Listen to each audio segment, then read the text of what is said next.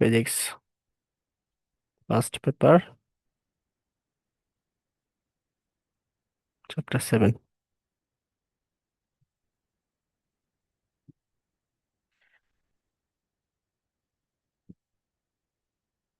আচ্ছা, চাপ ক্লাস 9 পড়া কথা। চাপ সমান সমান কি বলা যায়? বল বাই ক্ষেত্রফল। অর্থাৎ বল এবং ক্ষেত্রফলের অনুপাতকে আমরা কি বলি? চাপ বলি। এই ক্ষেত্রফলটা হতে হবে কিরকম? মনে করো উম কি বলা যায়, একটা ঘনক। হ্যাঁ, A B C D E F G. এই পাশে মনে করো এইচ আছে পিছনের দিকে। ফোর্সটা দেওয়া হচ্ছে তোমার এই বরাবর। ঠিক আছে, তাহলে এখানে ক্ষেত্রফল কোনটা হবে? কেউ একজন বলো, 9 10 পড়া।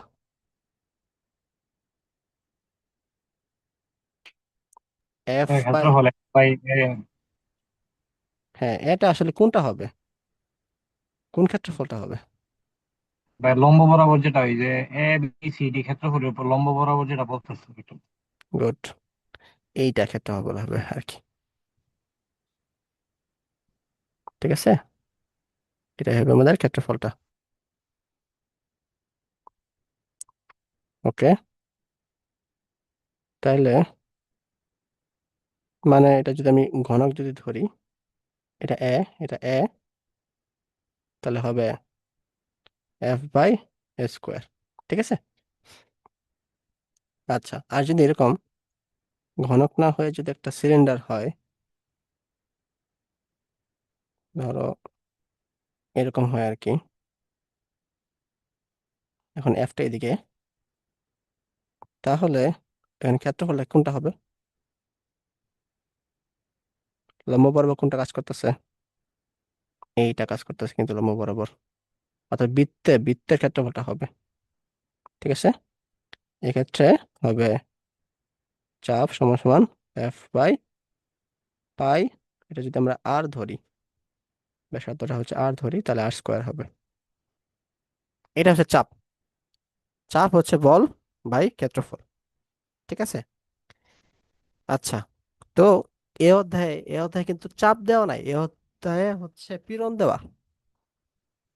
পীড়ন। ঠিক আছে, পীড়ন, অথবা এটাকে ইংলিশে বলা হয় স্ট্রেস। আর চাপের ইংলিশ হচ্ছে তোমার কি? প্রেসার। তো এই প্রেসার এবং স্ট্রেসের মধ্যে একটা ডিফারেন্স আছে, অনেক বড় একটা ডিফারেন্স। এটার সূত্র হচ্ছে তোমার কি? এফ বাই এ।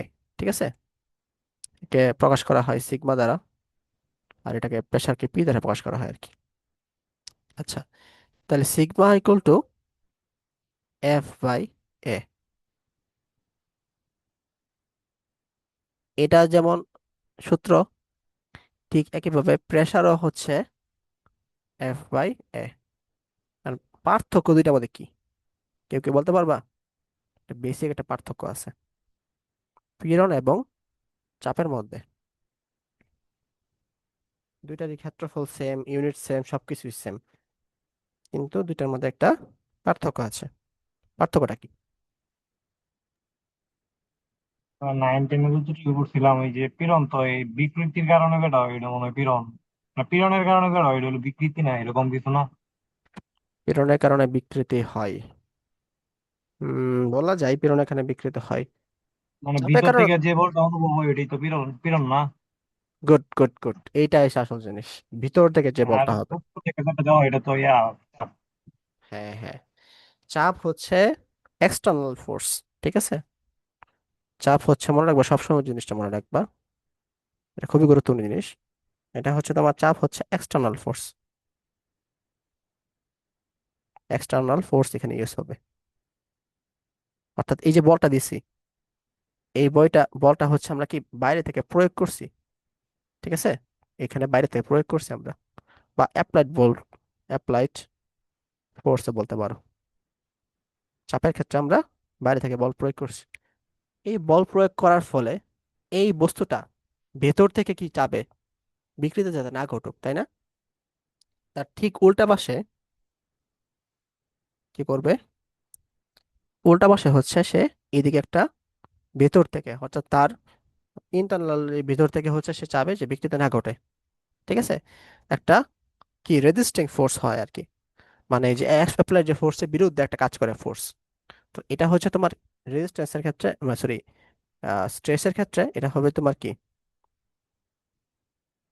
এই যে ফোর্সটা স্ট্রেসের ক্ষেত্রে যে ফোর্সটা আছে, এটা হবে রেজিস্ট্যান্স ফোর্স। ঠিক আছে? অর্থাৎ এটা হবে বাধা দানকারী বল, এটা বাধা দানকারী বল। আর এটা হবে প্রযুক্ত বল। এটা হচ্ছে বেশি পার্থক্য। যদিও দুইটা বল সেম আমাদের, মানে ঠিক উল্টা ফোর্স একটা কাজ করে। অ্যাপ্লাইড ফোর্স যেদিকে দেওয়া হয় তার ঠিক উল্টা বরাবর হচ্ছে মানে বাধাদানকারী বল কাজ করে। দুইটার মান সেম, যদিও হচ্ছে তোমার কি ডিরেকশন উল্টা, কিন্তু চাপ এবং স্ট্রেস কখনো কিন্তু একটা জিনিস না। রাফি একটু বলো তো কি বললাম এখানে।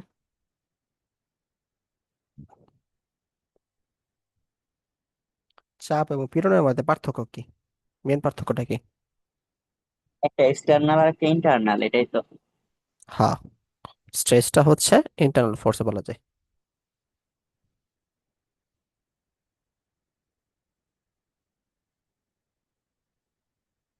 ঠিক আছে।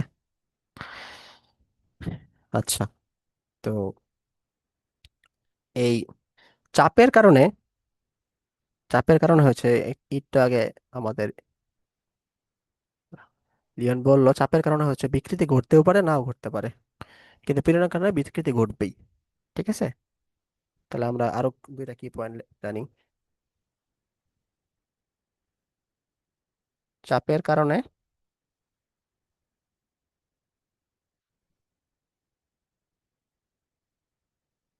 বিকৃতি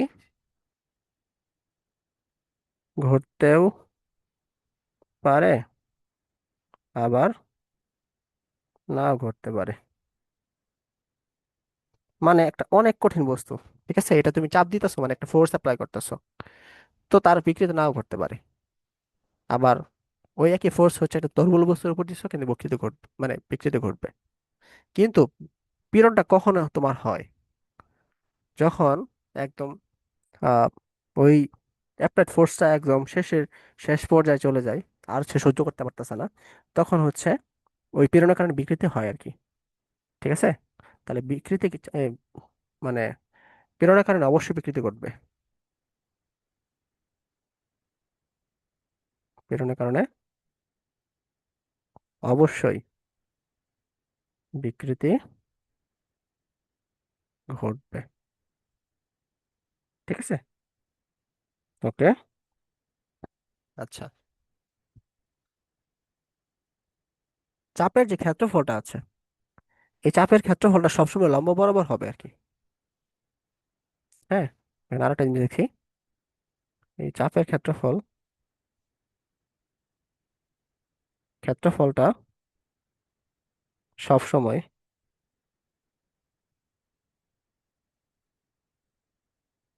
লম্ব বরাবর ছেদ অংশ হবে। ঠিক আছে?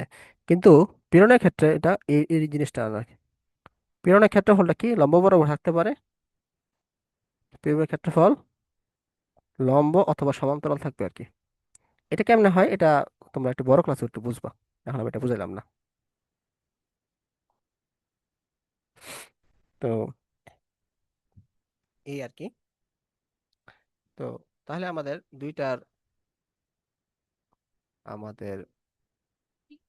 সংজ্ঞাটা আমরা লিখে ফেলি।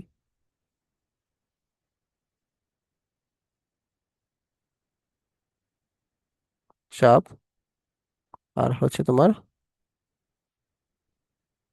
পীড়নের সংজ্ঞা।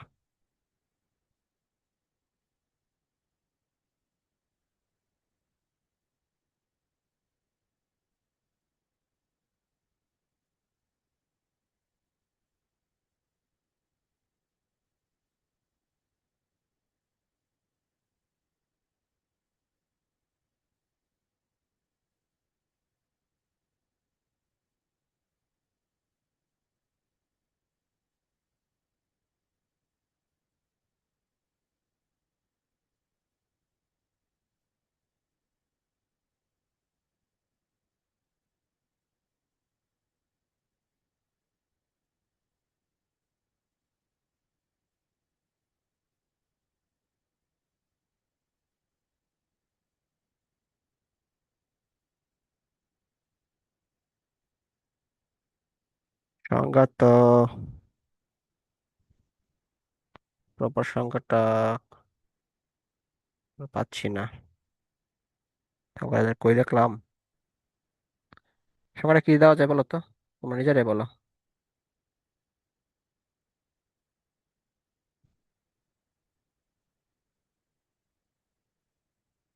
আচ্ছা, পাইছি।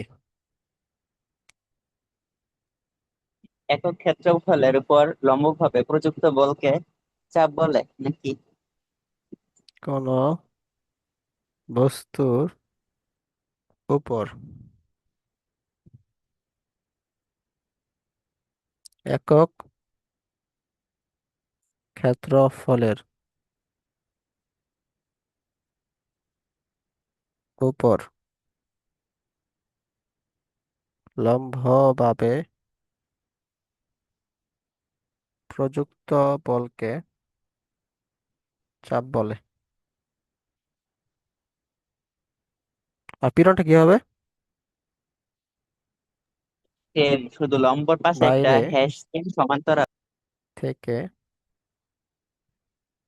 বল প্রয়োগ প্রয়োগের ফলে বস্তুর ভেতরের বস্তুর ভেতরের সৃষ্ট বস্তুর ভেতরে সৃষ্ট একক ক্ষেত্রফলে বলে, এটা কিন্তু লম্বা হতে পারে, নাও হতে পারে। প্রতিরোধকারী বলকে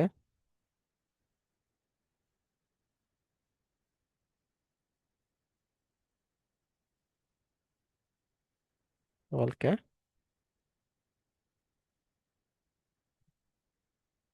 পীড়ন বলে। এখন যদি এরকম আসে, চাপের সংজ্ঞা দাও, পীড়নের সংজ্ঞা দাও, বা চাপ এবং পীড়নের মধ্যে পার্থক্য লেখো 2 মার্কের, তাহলে পারা যাবে না?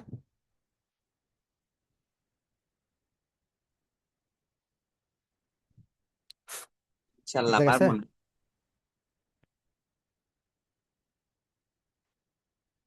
ঘুমাইছো নাকি দুইজনই? হ্যালো হ্যালো, আমি তো কথা বলতেছি অনেকক্ষণ ধরে, শুনেন না? হাতে একটু পানি দিন তো। হাতে একটু পানি দিন। আচ্ছা, তো তো আমরা এই অধ্যায়টা হচ্ছে পীড়নের উপরে, তাই না? তো আস্তে আস্তে পীড়নের দিকে আমরা আগাই। তো পীড়ন হচ্ছে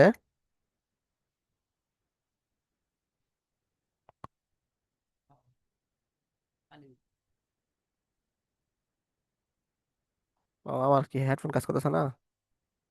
আরো আরো আমার হেডফোন কাজ করতেছিল না, তাই শুনতে পারিনি, সরি। বলো এখন, রাফি। আর বলো না, ফালতু জিনিস নিয়ে খুব প্রবলেমে আছে আর কি। এবার গুলিস্তান বল। থেকে কিনছিলেন নাকি? হ্যাঁ, গুলিস্তান থেকে কিনছেন নাকি? গুলিস্তান না, আমরা মেন স্টার্টেক থেকে কিনছি। ওয়ালটনের পণ্য তো, এর লেগে আর কি। হাই হাই, সব সব ঠিক আছে, অল্টন আর পাইছেন না? না, এর লেগে এই ঝামেলাটা হইছে।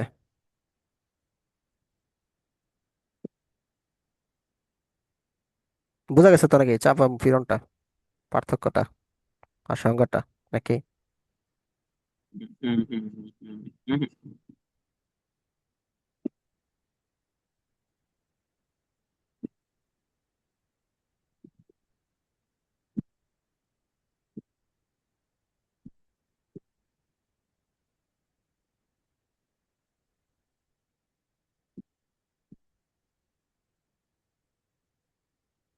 দৈর্ঘ্য পীড়ন, আয়তন পীড়ন, আর একটা দেওয়া আছে কৃত্তন পীড়ন। কৃন্তন পীড়ন, ঠিক আছে। তাহলে দৈর্ঘ্য পীড়ন তাহলে অবশ্যই কি হবে, দৈর্ঘ্য বরাবর ঘটবে। মানে দৈর্ঘ্য পীড়নে দৈর্ঘ্য বরাবর আমি স্ট্রেস দিব, ফলে হচ্ছে এখানে দৈর্ঘ্য বরাবর বিকৃতি ঘটবে আর কি। ঠিক আছে। আয়তন পীড়ন হচ্ছে তোমার তোমার শুধু দৈর্ঘ্য না, দৈর্ঘ্য প্রস্থ উচ্চতা তিন দিকে হচ্ছে আমাদের বিকৃতি করবে আর কি। আর কৃত্তন পীড়নটা হচ্ছে একটা অ্যাঙ্গেল তৈরি হবে।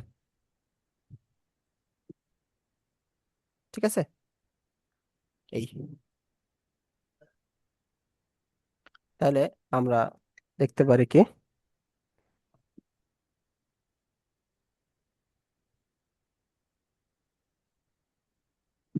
দৈর্ঘ্য বিকৃতি ঘটাতে একক ক্ষেত্রফলে একক ক্ষেত্রফলের উপর একক ক্ষেত্রফলে যে বল হয় আর কি, যে বল আমরা দিই। ঠিক আছে, এটা হচ্ছে দৈর্ঘ্য দৈর্ঘ্য পীড়ন।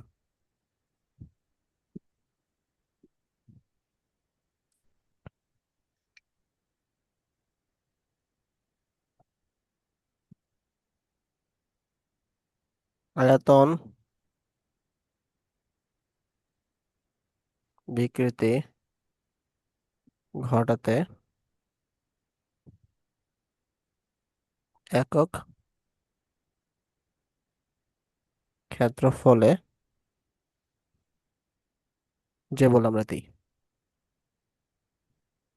আর কৃত্তন পীড়ন হচ্ছে তোমার কৃত্রিম বিকৃতি ঘটাতে আর কি, কৃন্তন বিকৃতি ঘটাতে। এগুলো সবগুলো আমরা বুঝবো আর কি, অত লিখে যাচ্ছি, তারপর আস্তে আস্তে সবগুলো আমরা দেখবো।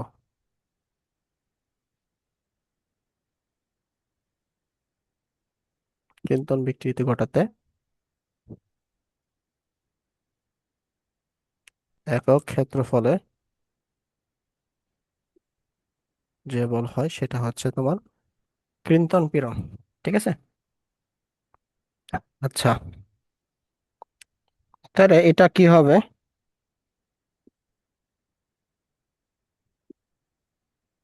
তোমার এটাকে আমরা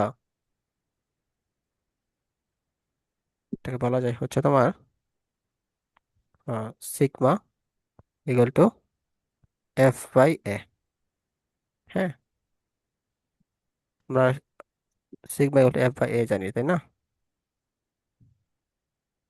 উম হুম তাহলে এখানকার এফটা হবে দৈর্ঘ্য বরাবর যে বলটা, দৈর্ঘ্য বরাবর যে বল, এটা হবে।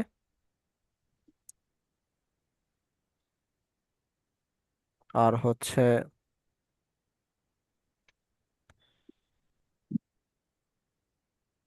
প্রস্থচ্ছেদের ক্ষেত্রফল। একটা এক্সাম্পল দিই, ধরো একটা তার অথবা রড, ঠিক আছে। এটা হচ্ছে এদিক দিয়ে হচ্ছে ফোর্স আমি দিচ্ছি বাইরের দিকে, ঠিক আছে। তাহলে তার এরিয়াটা কি হবে, সার্কুলার পথটা এরকম, এটা হচ্ছে এরিয়া।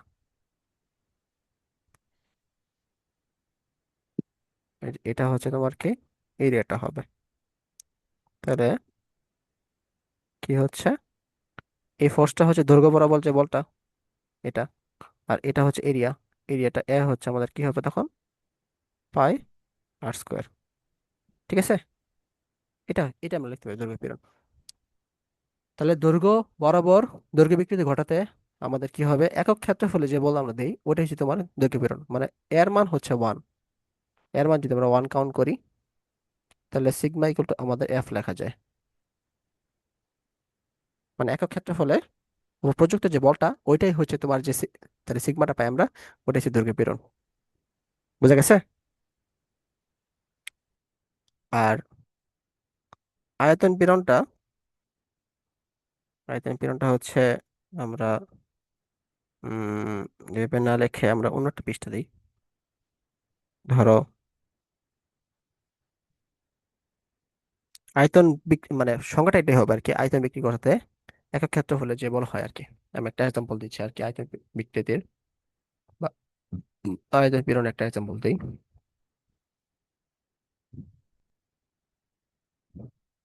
ধরো এখানে একটা স্ফিয়ার আছে, মানে গোলক আছে, এগুলোকে মধ্যে পানি আছে আর কি।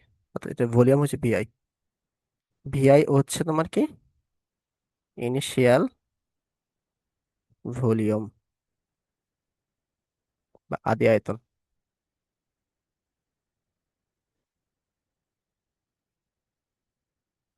তো আমরা হচ্ছে এখন এর চারপাশ বরাবর আমরা কি কিছু ফোর্স দেব, এভাবে এভাবে এভাবে এভাবে এভাবে এভাবে এভাবে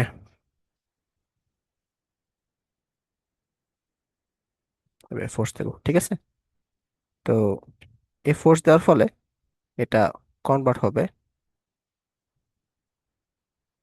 একটা সংকুচিত হয়ে যাবে আর কি, ফাইনাল ফাইনাল ভলিউমে চলে যাবে আর কি। ঠিক আছে, তাহলে বিএফ মিন্স ফাইনাল ভলিউম বা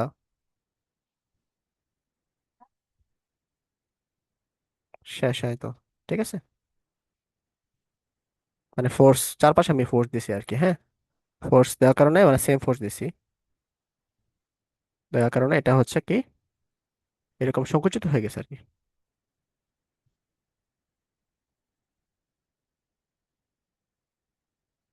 তাহলে দেখো এই জিনিসটা কিরকম হচ্ছে। তো তাহলে এখানে এখানে সিগমা, আচ্ছা এখানে আমরা একটা কাজ করি, এটাকে সিগমা এল দ্বারা নাম দিই, হ্যাঁ। সিগমা এল লেন্থ, লেন্থ বরাবর হচ্ছে পীড়ন। এটা হচ্ছে sigma volume, sigma V. F by কি হবে, এ হবে। এখানে এর মানটা কি হবে, এর মানটা হচ্ছে তোমার স্ফিয়ার ভলিউম, তাই না? মানে গোলকের আয়তন আর কি।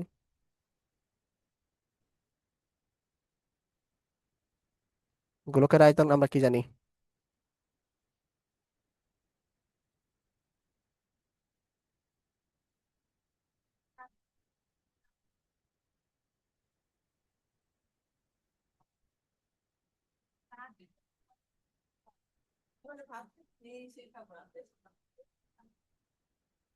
ঠিক আছে। তাহলে এটা হচ্ছে আয়তন পীড়ন আর কি। তাহলে এখানে যদি এর মানটা আমাদের কি হয়, 1 মিটার স্কোয়ার হয়, তাহলে সিগমা ভি গুলো কি লিখতে পারি, এফ লিখতে পারি। অর্থাৎ আয়তন বিকৃতি ঘটাতে, এখানে বিকৃতি হয়েছে না একটা, আগে ভলিউম ভিআই ছিল পরে ভিএফ হয়ে গেছে। তো আয়তন বিকৃতি ঘটাতে একক ক্ষেত্রফলের উপর প্রযুক্ত যে বলটা হচ্ছে, সেটাই হচ্ছে আমাদের আয়তন পীড়ন।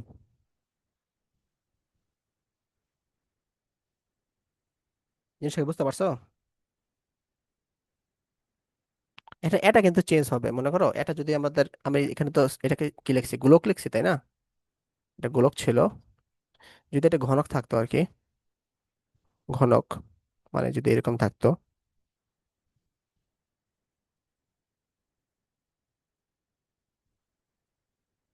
তাইলে এটা হচ্ছে এটার আয়তন কি হইতো, মানে গোলকের আয়তন।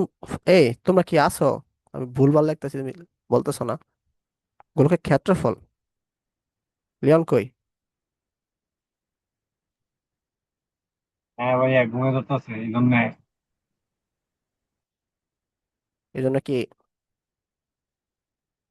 ভালো করে খেয়াল না? করা হইতেছে না। 6x² হবে আর কি। ঠিক আছে। আচ্ছা, এখন আমরা আসি কিন্তন পীড়নে। কিন্তন পীড়নটা কিভাবে লেখা যায়?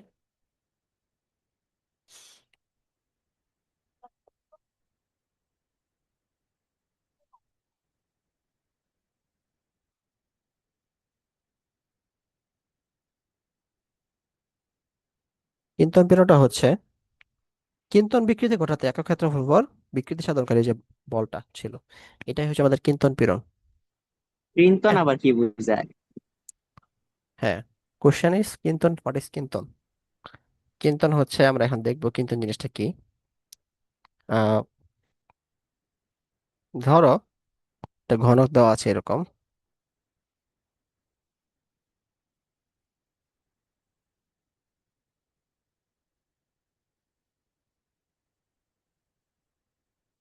ঘনকটা হচ্ছে এরকম, ঠিক আছে। তো একটা বল প্রয়োগ করতেছে এ বরাবর। এফটা হচ্ছে, মনে করো, এ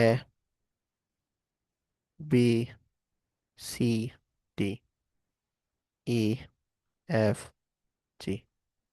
অর্থাৎ এফ যে ফোর্সটা হচ্ছে, এই ফোর্সটা অ্যাপ্লাইড হচ্ছে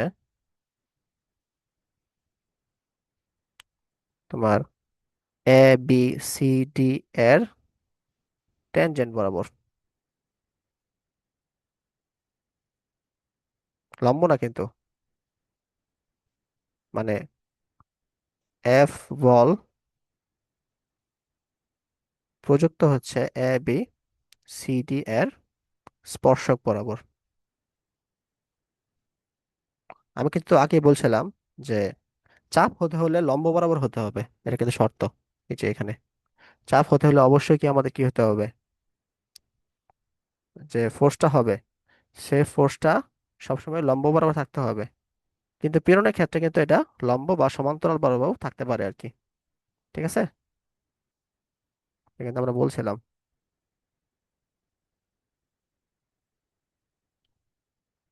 তো এটা হচ্ছে স্পর্শক বরাবর থাকবে, অর্থাৎ লম্ব বরাবর হবে না। এর ফলশ্রুতিতে এই বস্তুটা, মনে করো এখানে এই ওই পাশে হচ্ছে তোমার, ওই যেটা দেখা যাচ্ছে না ওই পাশে হচ্ছে এইচ বরাবর আছে। অর্থাৎ ই এফ জি এস টা কনস্ট্যান্ট থাকবে, মানে এটা চেঞ্জ হবে না। এটা নিয়ে এখানে আমি আঁকি, মানে কিন্তু এবিসিডিরা একটু বেঁকে যাবে, কারণ উপর বরাবর আমি জিনিসটা কি করছি, টানতাছি। যার ফলে আমাদের বিষয়টা হচ্ছে এরকম হয়ে যাবে আর কি। উম, মানে আচ্ছা, ই এফ জি এস টা আমরা কনস্ট্যান্ট রাখি আগে, তারপরে আঁকি।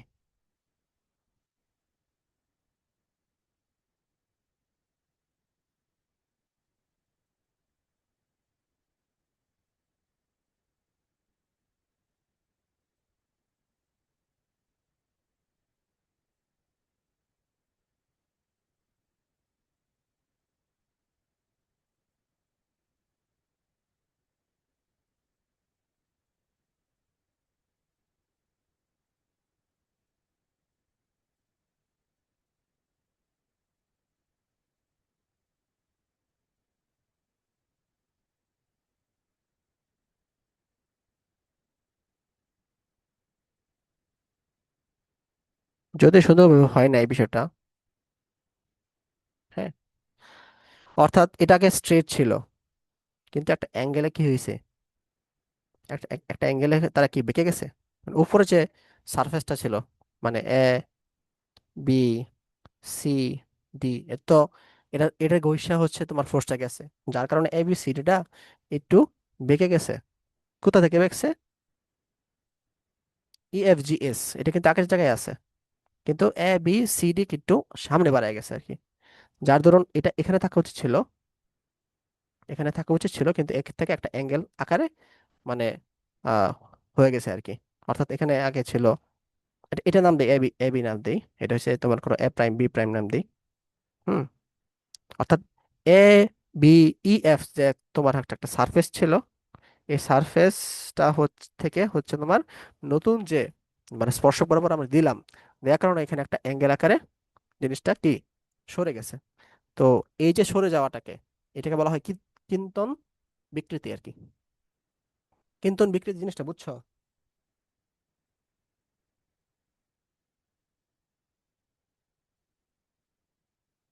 তাহলে কিন্তন পীড়নটা হবে এরকম।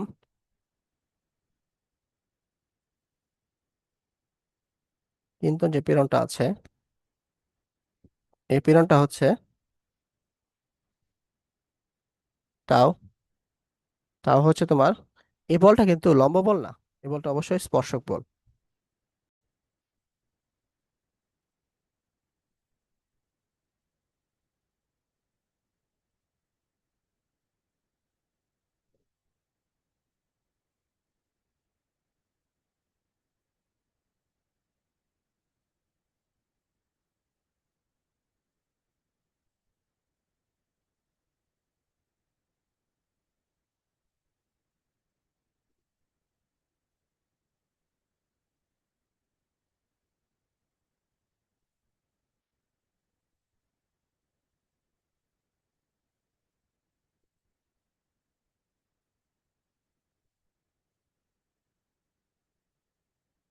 দেখো এখানে হচ্ছে স্পর্শক বরাবর যে বলটা আছে, ওই বলটা হচ্ছে তোমার এখানে কাজ করবে, এখানে কিন্তু লম্ব ফোর্স কাজ করবে না। ঠিক আছে? কথা কি শোনা যাচ্ছে? আর স্লাইড দেখা যাচ্ছে?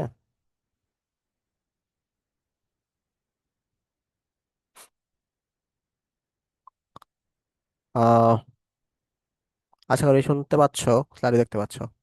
আর হচ্ছে তোমার বল যে ক্ষেত্রফলে আছে, ওই ক্ষেত্রফলে যে স্পর্শকটা থাকবে, ওই স্পর্শক বরাবর হচ্ছে এখানে কাজটা করবে আর কি। ঠিক আছে? তো তো কীর্তন কিন্তন পীড়ন জিনিসটা হচ্ছে এটাই আর কি। আহ তাইলে দেখো এখানকার ক্ষেত্রফলটা কি হবে।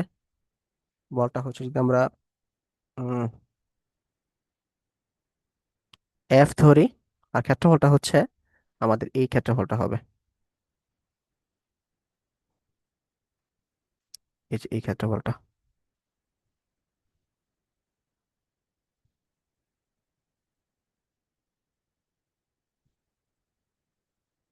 ঠিক আছে? তাহলে হচ্ছে এ বি সি ডি, যে ক্ষেত্রফলটা হচ্ছে এই ক্ষেত্রফলটা হবে। তো আশা করি বুঝতে পারছো।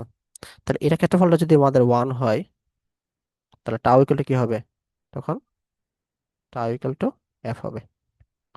অর্থাৎ কিন্তন পীড়ন ঘটাতে, কিন্তন যে বিকৃতি আমরা দেখলাম আর কি, কিন্তু বিকৃতিটা কি, এই বিকৃতি ঘটাতে এই একক ক্ষেত্রফল উপর প্রযুক্ত যে বলটা হচ্ছে, সেটা হচ্ছে আমাদের কি, কিন্তন পীড়ন। রাফি, কিছুটা কি বুঝছো কিন্তন পীড়ন জিনিসটা কি?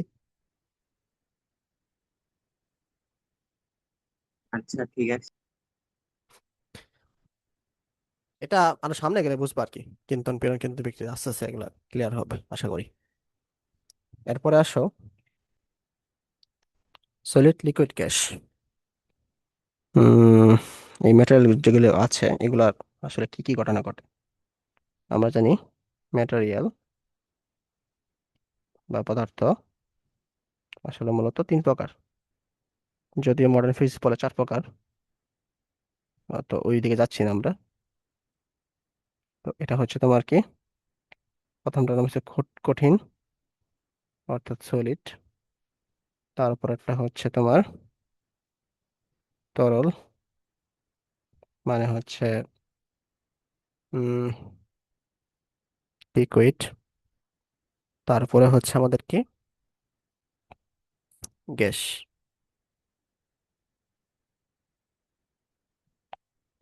তো এটার হচ্ছে তোমার কি শেপ, হ্যাঁ, বা আকার।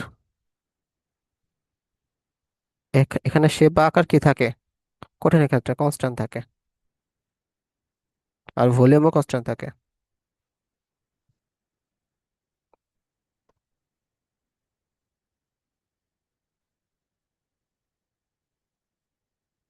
তরলের ক্ষেত্রে কি হয়, শেপ হচ্ছে আমাদের, শেপ কিন্তু থাকে না তরলের ক্ষেত্রে, হচ্ছে তোমার মানে লিকুইডের ক্ষেত্রে যে পাত্রে রাখি ওই পাত্রে আকার ধারণ করতেছে আর কি, তাহলে এই ক্ষেত্রে কোনো শেপ থাকে না। Shape not equal to constant, কিন্তু ভলিউম কি? ভলিউম হচ্ছে তোমার আহ এক্ষেত্রে কনস্ট্যান্ট থাকবে। আর গ্যাসের ক্ষেত্রে, হচ্ছে তোমার শেপও থাকে না, ভলিউমও থাকে না। তো এই জিনিসটা তোমরা পারো, জানো আর কি। তাও আমাদের লিখতে হবে আর কি, মানে বোঝার জন্য আর কি এই অধ্যায় এই জিনিসটা লিখে রাখলাম আর কি। এরপরে আসো, নতুন একটা আমরা ধর্ম পড়বো, ইলাস্টিসিটি। হুম, ইলাস্টিসিটি এটা পড়বো। আর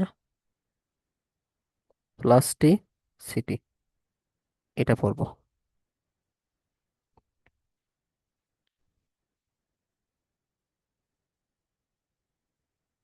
হোয়াট ইজ ইলাস্টিসিটি এবং what is plasticity,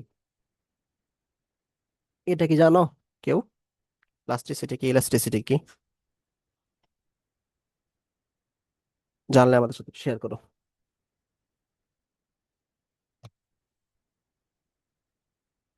রাফিলিয়ন, difference between plasticity এবং ইলাস্টিসিটি। না ভাইয়া জানি না তো।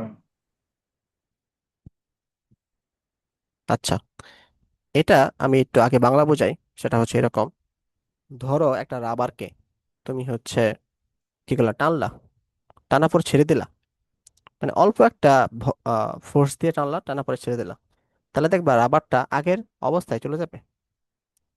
তো এটা হচ্ছে ইলাস্টিসিটি, মানে কোনো একটা বস্তুকে যদি আমি ডিফরমেশন করতে চাই, মানে হচ্ছে চেঞ্জ করতে চাই, মানে তাই না, অথবা চাপ দিয়ে, মানে দুইটা ফোর্স আছে, একটা টেনসাইল ফোর্স, একটা কম্প্রেসিভ ফোর্স।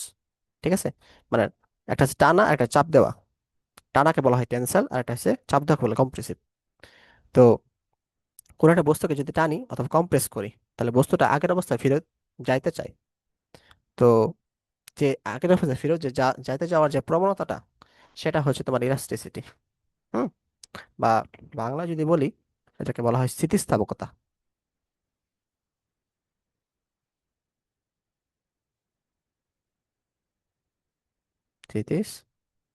স্থিতিস্থাপকতা, ঠিক আছে। তো এটা হচ্ছে ইলাস্টিসিটি। আরেকটা হচ্ছে, মনে করো এই রাবারটারই তুমি হচ্ছে উম, মানে অনেক ফোর্সে তুমি টানতেছো, অনেক ফোর্সে টানার কারণে তার হচ্ছে আহ যে স্থিতিস্থাপকতার যে সীমাটা ছিল এটা অতিক্রম করছে। ফলে ওই অতিক্রম করার কারণে তুমি হচ্ছে টানার ফলে সে আগের অবস্থায় না গিয়ে একটু বিকৃতি ঘটে ফেলবে আর কি, অর্থাৎ আগের অবস্থায় যাইতে পারলো না। এটাকে বলা হয় কি জানো? প্লাস্টিসিটি। ইলাস্টিসিটি প্লাস্টিসিটি জিনিসটা কি ক্লিয়ার হয়েছে কিনা বলো, নাকি আবার আবার বলবো? এটা খুবই গুরুত্বপূর্ণ জিনিস এই অধ্যায়ে। এটা যদি না বোঝো তাহলে কিন্তু অধ্যায় বুঝবে না।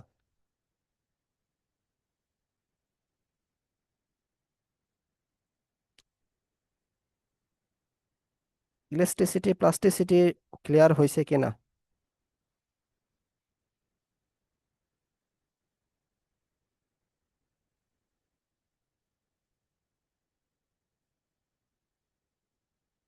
এই পোলাপান ঘুমায় আছো নাকি?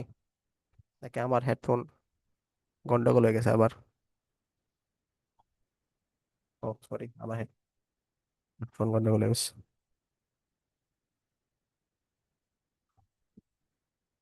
ভাই প্লাস্টিসিটি আরেকবার বুঝান। প্লাস্টিসিটিটা, আচ্ছা, হ্যাঁ।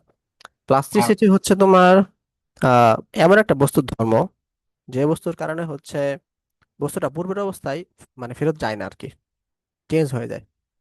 ধরো একটা রাবারকে তুমি আহ 10 নিউটন বলে টানলা, হ্যাঁ, টানার ফলে হচ্ছে তোমার কি হলো, 10 নিউটন বলে টানার ফলে তার হচ্ছে আগের অবস্থায় ফেরত গেল গা। তাহলে এই যে ওই বস্তুটা যে ধর্মের কারণে সে আগের অবস্থায় ফেরত যেতে চায়, ওটাকে বলা হয় ইলাস্টিসিটি। আর প্লাস্টিসিটি হচ্ছে তুমি 10 নিউটন বল না, তুমি 100 নিউটন বলে টানলা, পরে রাবারটা কি হইলো, মানে লম্বা হয়ে গেল অনেক বেশি, তারপরে তুমি ছেড়ে দিলা, সে আগের অবস্থায় ফেরত গেল না।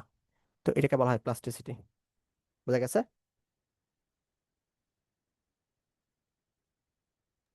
তাহলে ভাই আমরা যদি একটা মানে ইলাস্টিক বস্তুকে মানে স্থিতিস্থাপক কোন বস্তুকে ধইরা টান দিই পরে হঠাৎ করে আর কি ছিঁড়া যায়, তাহলে ওই ক্ষেত্রে কোনটা কাজ হবে? না, সিরাকে ওটা হচ্ছে ফ্র্যাকচার পয়েন্ট, মানে হচ্ছে এটা ইলাস্টিক লিমিটটা পার হয়ে গেছে, প্লাস্টিক লিমিট পার হয়েছে, তারপর ছিঁড়ে গেছে। বুঝছো? মানে হচ্ছে আহ, উম, ওটাকে অসহভার বলা হয় আর কি, মানে সহ্য করতে পারে না। সহ্য, মনে করো একটা রাবারকে তুমি টানতেছো, তার হচ্ছে 10 নিউটন পর্যন্ত সে টানলে সে হচ্ছে আগের অবস্থায় ফিরে যেতে পারে। ঠিক আছে? তাহলে তুমি 10 নিউটনের বেশি একটা বল তুমি দিলা, মনে করো 15 নিউটন, তো 15 নিউটন বলে টানলে কিন্তু সে কিন্তু আগের অবস্থায় ফেরত যেতে পারে না। তাহলে 15 নিউটন বল পর্যন্ত কিন্তু আবার সে ছিঁড়েও না। কিন্তু তুমি যদি 30 নিউটন বল টানো, তখন 30 নিউটন সে ছিঁড়ে যায় আর কি। তাহলে দেখে দেখো, 10 থেকে এবং 30 পর্যন্ত যে বলে তুমি টানতাছো, ওইটুকু হচ্ছে প্লাস্টিক রিজিয়ন। ঠিক আছে? আর 0 থেকে 10 নিউটন যে তুমি টানছো, ওইটা হচ্ছে ইলাস্টিক রিজিয়ন। মানে 0 থেকে 10 নিউটন তুমি যে কোনো বলে টানলে সে হচ্ছে আগের অবস্থায় ফেরত যেতে পারে। আহ কিন্তু হ্যাঁ, আর 20 থেকে 30 নিউটন তুমি টানছো, সে আগের অবস্থায় ফেরত যেতে পারে না, কিন্তু আবার ছিঁড়েও না। এই 30 নিউটন বেশি টানতাছো, তখন সে ছিঁড়ে যায় আর কি। বুঝছো?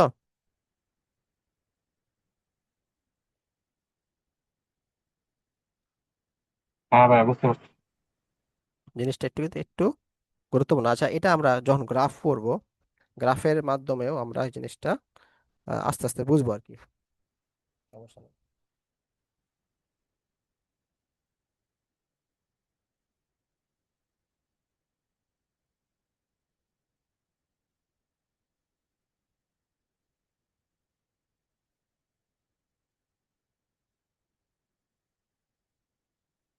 তাহলে ইলাস্টিসিটি, এর বাংলা জানি কি? বাংলাটা তো সব খালি ইংলিশ লেখছে।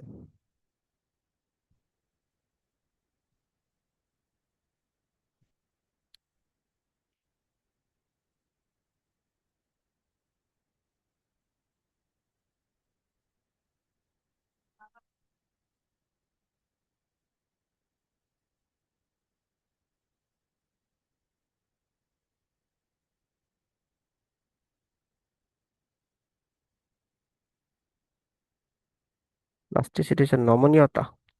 ওকে, বুঝছি। এটা হচ্ছে তোমার নমনীয়তা অথবা অস্থিতিস্থাপক, অস্থিতিস্থাপকতা।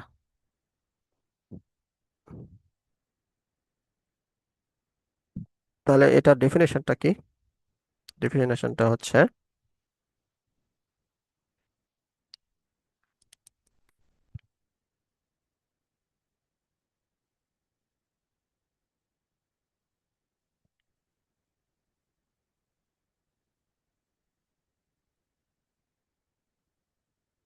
ইংলিশ ডেফিনেশনটা আছে, বাংলাটা তো নাই। It is the property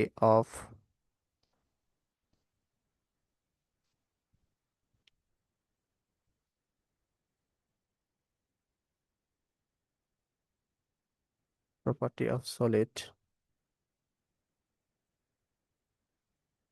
by virtue of which the bodies tend to regain its original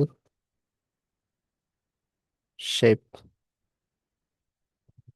and size, দেখো খাওয়াই দাও, after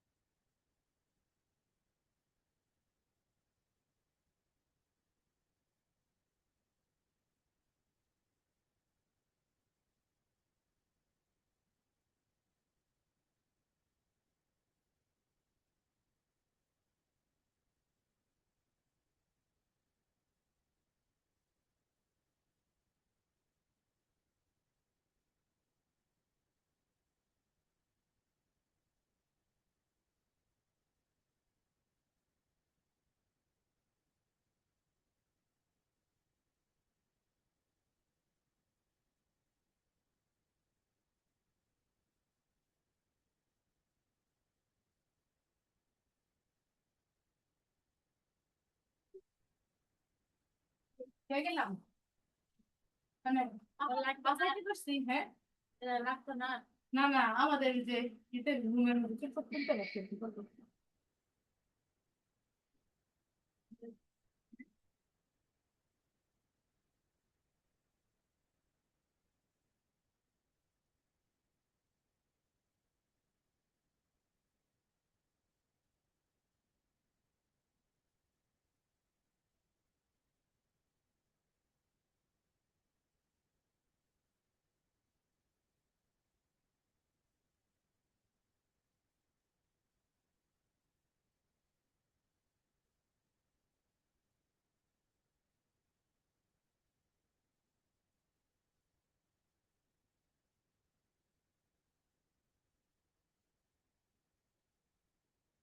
তো এটা হচ্ছে তোমার ডেফিনেশনটা। তারপরে হচ্ছে প্লাস্টিসিটি ডেফিনেশনটা দেই।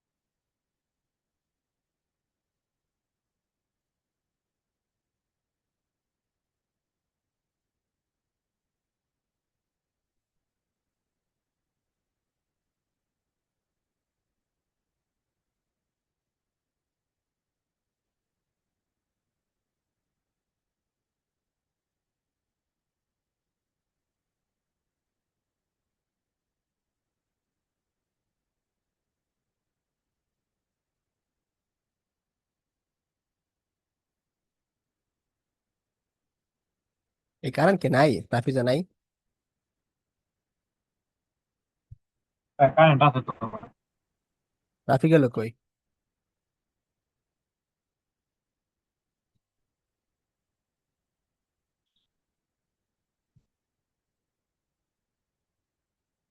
চার্জ নাই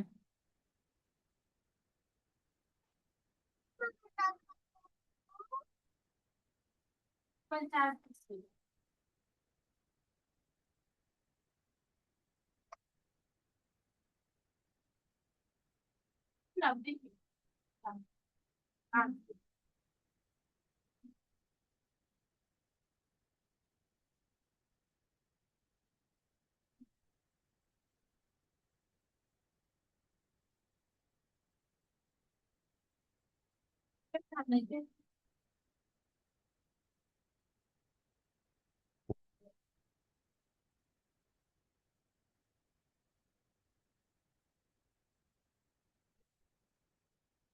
তাহলে মেইন ডিফারেন্স কি জানো? মেইন ডিফারেন্স হচ্ছে এখানে হচ্ছে আগের অবস্থায় ফেরত যেতে পারে, ঠিক আছে? এখানে হচ্ছে আগের অবস্থায় ফেরত যেতে পারে বস্তুটা, হ্যাঁ, বল অপসারণ হওয়ার পরেও, ঠিক আছে? আর প্লাস্টিসিটির ক্ষেত্রে আগের অবস্থায় ফেরত যেতে পারে না, বল প্রচলন হওয়ার পরে তার মধ্যে কিছু চেঞ্জ আসে আর কি। এটা হচ্ছে মেইন ডিফারেন্স। বোঝা গেছে? ইলাস্টিসিটি এবং প্লাস্টিসিটি ডিফারেন্স। ঠিক আছে। আর এই দুইটাই অবশ্যই কঠিন বস্তুর মানে সলিড বস্তু অথবা কঠিনের ক্ষেত্রে কাজে হবে আর কি, কঠিন বস্তুর ক্ষেত্রে। এই দুইটা কিন্তু সলিড বা কঠিন বস্তুর ক্ষেত্রে প্রযোজ্য, তরল এবং গ্যাসীয় ক্ষেত্রের জন্য কিন্তু প্রযোজ্য না। এটুকু বুঝছো?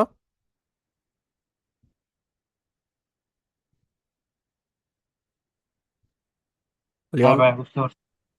ও ঠিক আছে। তাহলে দেখো, আরেকটা হচ্ছে ইলাস্টিক ডিফরমেশন কি। Elastic deformation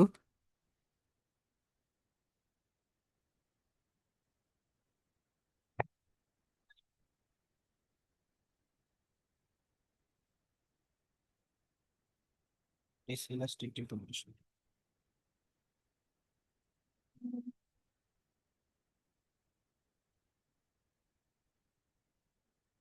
elastic deformation Bangla কি?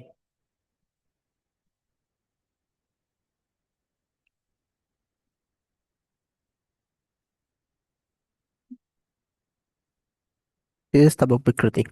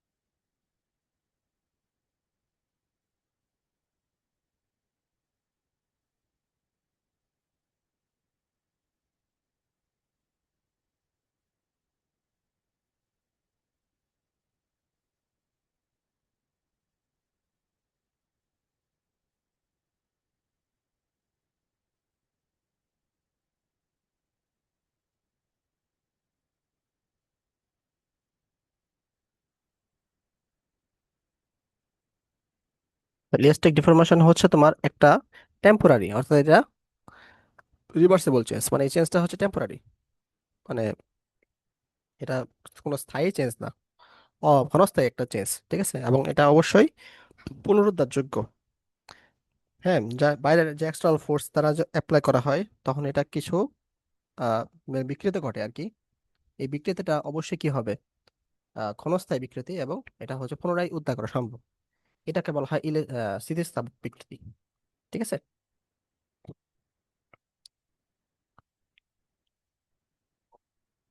তাহলে স্থিতিস্থাপক বিকৃতি হলো ক্ষণস্থায়ী এবং উম,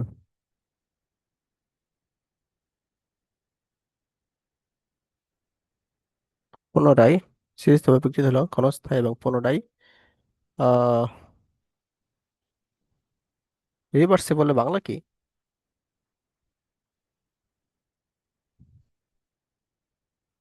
রিভার্সিবল বাংলাটা কি মনে আছে?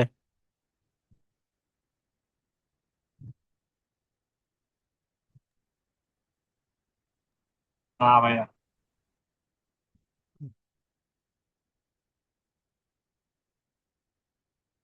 উম, উভমুখী না, উভমুখী বিক্রিয়া রিভার্সিবল রিঅ্যাকশন নাকি?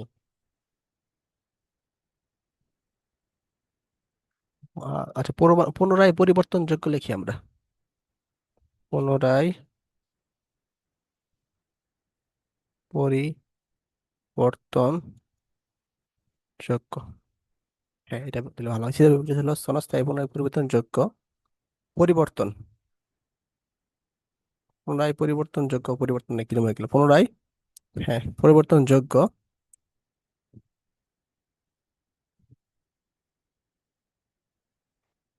আহ, হ্যাঁ লেখাটা এভাবে না দিয়ে এভাবে লিখতে পারি। স্থিতিস্থাপক বিবৃতি হলো একটি পদার্থের একটি বস্তুর ক্ষণস্থায়ী স্থায়ী ও পরিমাণে পরিবর্তনযোগ্য আহ, পরিবর্তন। পুনরায় পরিবর্তনযোগ্য পরিবর্তন না লিখে ক্ষণস্থায়ী পরিবর্তন লিখলেই হয়, তাইলে হয়। ক্ষণস্থায়ী পরিবর্তন শুধু লিখলেই জিনিসটা বোঝা যায় আর কি।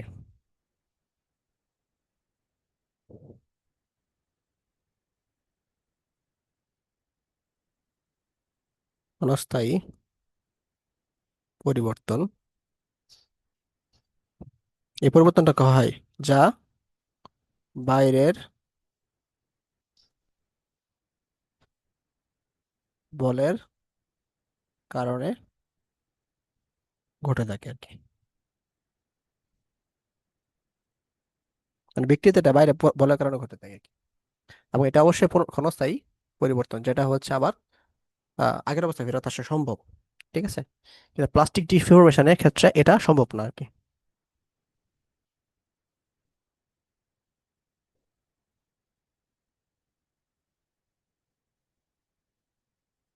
প্লাস্টিক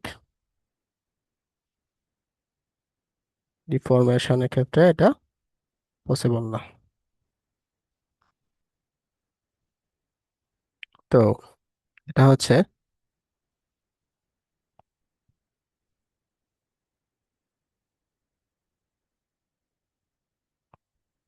ইট ইজ এ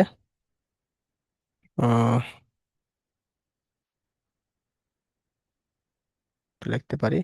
আমি এই সংজ্ঞাগুলো সময় নিয়ে লিখতেছি এই কারণে, কারণ এগুলা পোলাপান হচ্ছে স্কিপ করে, যার কারণে এই অধ্যায়ের পোলাপান বুঝে না আর কি। এই জন্য আমি এটা সময় নিয়ে লিখতেছি আর কি। হ্যাঁ, সেটা বাংলাটা লিখে নিই।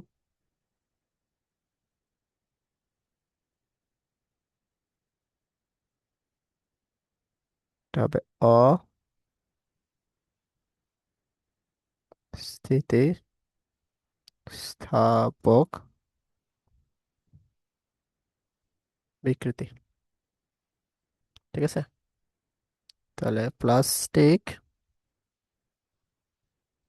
Deformation is the permanent permanent irreversible change in the shape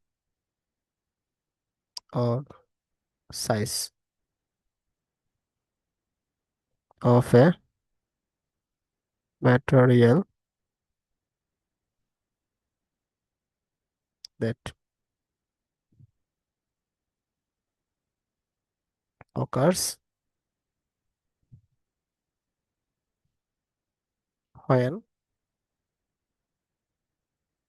applied force says exceeds its elastic limit। অর্থাৎ এই যে ডিফরমেশনটা হচ্ছে, প্লাস্টিক যে ডিফরমেশনটা, এটা কিন্তু কি করছে, এটা একটা পার্মানেন্ট একটা ডিফরমেশন হইতেছে বা পার্মানেন্ট বিকৃতি করতেছে। দেখছো, এখানে কিন্তু আগের অবস্থায় ফেরত যেতে পারতেছে না। আর আগেরটা ছিল ইলাস্টিক, ক্ষেত্রে রিভার্সিবল ছিল, এটা ইররিভার্সিবল চেঞ্জ আসতেছে আর কি। এখানেই হচ্ছে ডিফারেন্স। এখানে হচ্ছে আমাদের কি টেম্পোরারি রিভার্সিবল চেঞ্জ, আর এখানে আসছিল কি পার্মানেন্ট এবং ইররিভার্সিবল চেঞ্জ। বুঝছো লিয়ন? হ্যাঁ ঠিক আছে, অসুবিধা নেই। তুমি কই গেলা, আবার আসলা? আমাকে অসুবিধা নাই। মাঝখানে নেট গেছিল গা, বাইরে বাইরে আবার আসলাম ঠিক করে। ও, আমরা এখানে একটা গুরুত্বপূর্ণ জিনিস পড়ছি, প্লাস্টিক সিটি এবং ইলাস্টিসিটি এবং প্লাস্টিক ডিফরমেশন এবং ইলাস্টিক ডিফরমেশন। এটা কি তুমি এ, বুঝছো কিনা বলো, এটা তো তুমি মাত্র আসলা তাই জিজ্ঞেস করতেছি। আচ্ছা, আমি দেখে নিছি 27 মিনিট মানে 25 মিনিট আমার গেছে আর কি, মিস গেছে। আমি একটা আমার আমার দেখতে হবে, অসুবিধা নেই, দেখে নিবো ক্লাস শেষ মানে আজকে ক্লাস শেষ হলে দেখে নিবো আবার, অসুবিধা নেই। আচ্ছা সমস্যা নেই, আমি একবার তাও একটু একটু ধারণা দিয়ে রাখছি, কারণ হচ্ছে সামনের পড়াগুলো সব এটার উপর ডিপেন্ডেন্ট তো, এই জন্য আর কি। আচ্ছা। প্লাস্টিসিটি এবং ইলাস্টিসিটি এই দুইটা আসলে কি? রিয়ন, একটু প্লাস্টিসিটি ইলাস্টিসিটিটা বলো তো রাফিরে।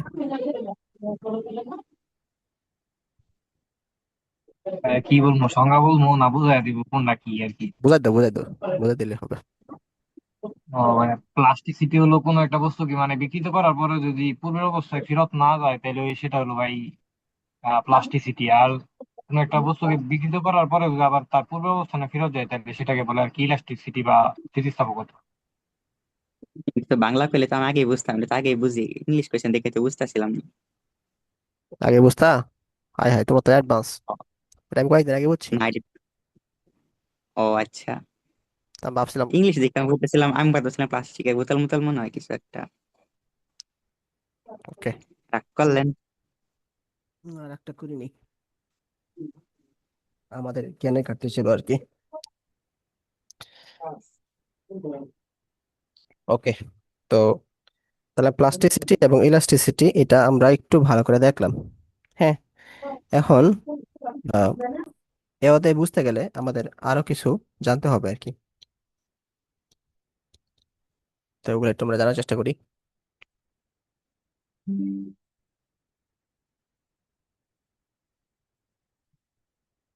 আর কিছু সংজ্ঞা আছে, সংজ্ঞাগুলো আমরা একটু দেখি। স্থিতিস্থাপকতা ক্লান্তি। তো স্থিতিস্থাপকতার ইংলিশ কি লিওন?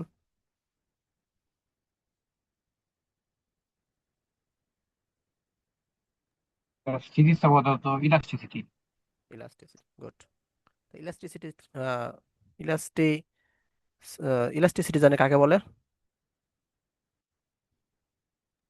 ওই যে কোনো একটা বস্তুকে বিকৃত করার পরে যদি বস্তুটি আবার তার পূর্বের অবস্থানে ফেরত যায় তাহলে এটাকে বলে আর কি স্থিতিস্থাপকতা বা ইলাস্টিসিটি। ওকে, স্থিতিস্থাপক ক্লান্তি জিনিসটা হচ্ছে, তো মনে করো আমরা জানি যে স্থিতিস্থাপকতার লিমিটটা যদি আমরা জানি যে 10 নিউটন বলে হচ্ছে একটা রাবার হচ্ছে, যদি টানো, টানলে সে হচ্ছে আগের অবস্থায় ফেরত চাই। 10 নিউটন হচ্ছে, 0 থেকে 10 নিউটন হচ্ছে তার সীমা, শীতের সীমা।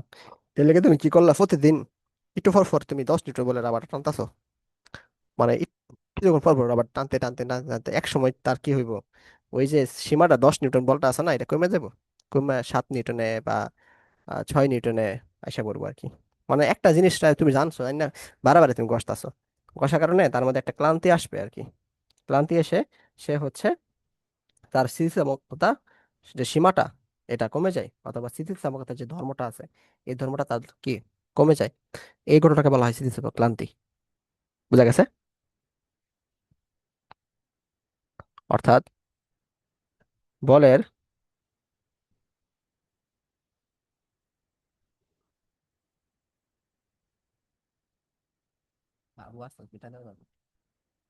স্থিতিস্থাপকতা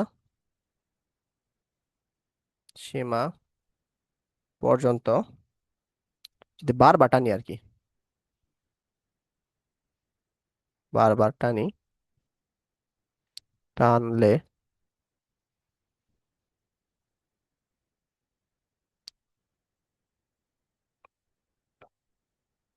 বারবার টানলে উম বস্তুটির স্থিতিস্থাপকতা ধর্মলোপ পায়। বস্তুটির স্থিতিস্থাপক ধর্ম লোপ পায়। এই ঘটনাকে স্থিতিস্থাপক ক্লান্তি বলে।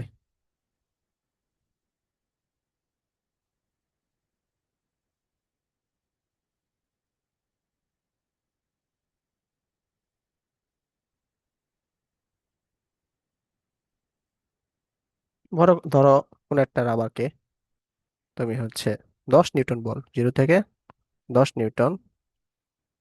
হুম, এই 10 নিউটন বল হচ্ছে তোমার কি স্থিতিস্থাপক সীমা।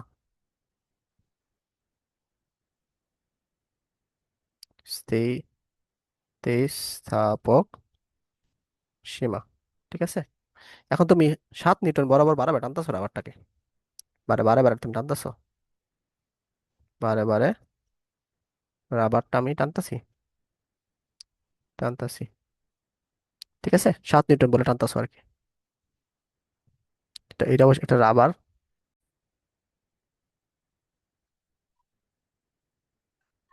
তাহলে এই যে স্থিতিস্থাপক ক্রান্তি হচ্ছে তোমার বারে বারে আমি টানতেছি 7 নিউটন বলে, যার ফলে এটার তো ইলাস্টিক লিমিট কি ছিল, 10 নিউটন ছিল না? এই 10 নিউটনটা কমে মনে করো 9 নিউটন এসে গেল আর কি।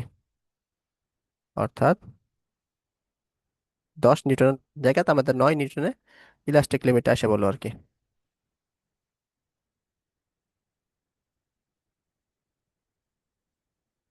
ইলাস্টিক লিমিট হবে আমাদের 0 থেকে 9 নিউটন।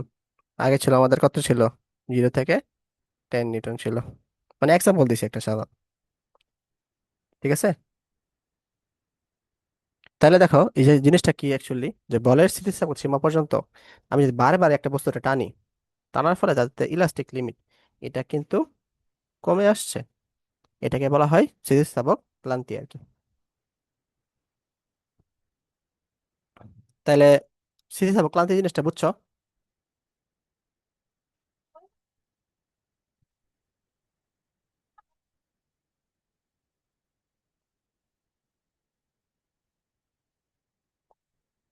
তো স্থিতিস্থাপক ক্লান্তি এই জিনিসটা হচ্ছে আমরা দেখলাম, দেখার পরে হচ্ছে এখন স্থিতিস্থাপক যে সীমাটা আছে সীমাটা আমরা দেখব। সীমাটা হচ্ছে যে পর্যন্ত বল টানলে, বলে যে সীমা পর্যন্ত টানলে বস্তুটি মানে কি থাকে, আগের অবস্থায় ফেরত আসতে পারে, ওই বলটাকে বলা হয় স্থিতিস্থাপক সীমা। মানে বলের যে সীমা পর্যন্ত হুম টানলে বস্তুটি পূর্বের অবস্থায় ফেরত আসতে পারে, ফেরত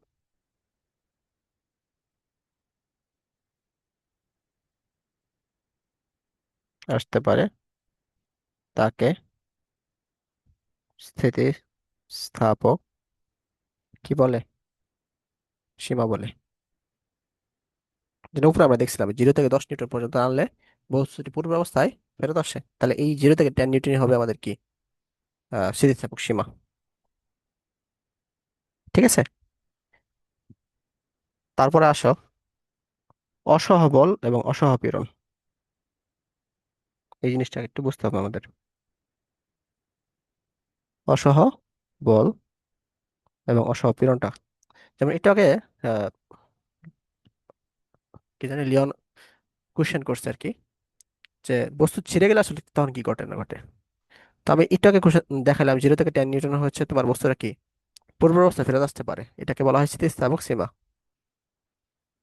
স্থিতিস্থাপক সীমা অর্থাৎ 0 থেকে 10 নিউটন মাঝে যে কোনো বল আমি যদি অ্যাপ্লাই করি একটা তারের উপরে, তো বস্তুর আগের অবস্থায় ফেরত আসে, এটাকে বলা হয় ওই তারের স্থিতিস্থাপক সীমা। আবার 10 থেকে মনে করো 30 নিউটন বল আমি যদি অ্যাপ্লাই করি, তাহলে বস্তু তারটাকে আগের অবস্থায় ফেরত আসে না, তো এটাকে বলা হয় কি অস্থিতিস্থাপক সীমা, স্থাপক সীমা। আবার 30-এর বেশি যদি আমি আবার কোনো বস্তু ওই তারের উপর অ্যাপ্লাই করি, তাহলে বস্তুটা কি ছিঁড়ে যায়, 30-এর পর থেকে হচ্ছে বস্তুটা কি যাবে, ছিঁড়ে যাবে, ঠিক আছে। তো এই যে এই বলটা 30 নিউটনটা হচ্ছে ওই যদি একটা তারের ক্ষেত্রে চিন্তা করি আমরা বা রাবারের ক্ষেত্রে চিন্তা করি, যেটা ক্ষেত্রে আমরা চিন্তা করি না কেন, হুম, তাহলে এই তারের ক্ষেত্রেটা হচ্ছে আমাদের কি হচ্ছে, তারের ক্ষেত্রে হচ্ছে তোমার এই 30 নিউটনটা হচ্ছে তোমার অসহবল। অর্থাৎ সর্বনিম্ন যে বলে প্রয়োগ করলে বস্তুটি ছিঁড়ে যায়, ওইটাই হচ্ছে অসহবল। লিওন, বুঝছো এখন বিষয়টা? হ্যাঁ ভাইয়া, বুঝতে পারছি। বলের যে সর্বনিম্ন মানের কারণে কোনো বস্তু ছিঁড়ে যায় তাকে অসহবল বলে। আর অসহ পীড়নটা হচ্ছে, আমরা পীড়ন কি জানি? ফোর্স বাই এরিয়া না? পীড়নটা আমরা জানি কি? F/A। তাহলে বলা যায় প্রতি একক ক্ষেত্রফলের উপর, মানে এর মান আমরা 1 দিয়ে দিব, প্রতি একক ক্ষেত্রফলের উপর, তাহলে সিগমা ইকুয়াল কি আসতেছে? সিগমা ইকুয়াল টু F আসতেছে। তাহলে লিখবো প্রতি একক ক্ষেত্রফলের জন্য হুম, বলের যে সর্বনিম্ন মানের, বলের যে সর্বনিম্ন মানের জন্য বস্তুটি ছিঁড়ে যায়, বস্তুটি ছিঁড়ে যায়, ওই বলকে অসহপীড়ন বলে। পীড়নের সংজ্ঞা দিলে আমরা হচ্ছে ক্ষেত্রফলটা 1 বসাই দিব, তাহলে হচ্ছে ফোর্সটা হচ্ছে পীড়ন হয়ে যায় আর কি। প্রত্যেকের ক্ষেত্রফলের উপর বলে যে সর্বনিম্ন মানের জন্য বস্তুটি ছিঁড়ে যায়, ওটাকে বলা হয় অসহপীড়ন বলে। ঠিক আছে? তাহলে অসহপীড়ন ইকুয়ালটা কি লেখা যায়? অসহপীড়ন ইকুয়াল টু অসহ বল বাই ক্ষেত্রফল। বোঝা গেছে? তো আজকের ক্লাসটা হচ্ছে মোটামুটি একটু থিওরি টাইপের, আর হচ্ছে ই আহ, একটু সংজ্ঞা, থিওরি, বেসিক কিছু ধারণা আর কি। সামনে আস্তে আস্তে আমাদের কি বাড়বে, ইকুয়েশন আসবে, ম্যাথ আসবে আর কি। তো এই পর্যন্ত বুঝছো কিনা সবাই বলো? হ্যাঁ ভাই। রাফি, কোনো কোশ্চেন আছে? না, কোশ্চেন তো নাই, না থাকলে রাগ করবেন। হ্যাঁ, রাগ করবো। রাগ করলে কি করবা?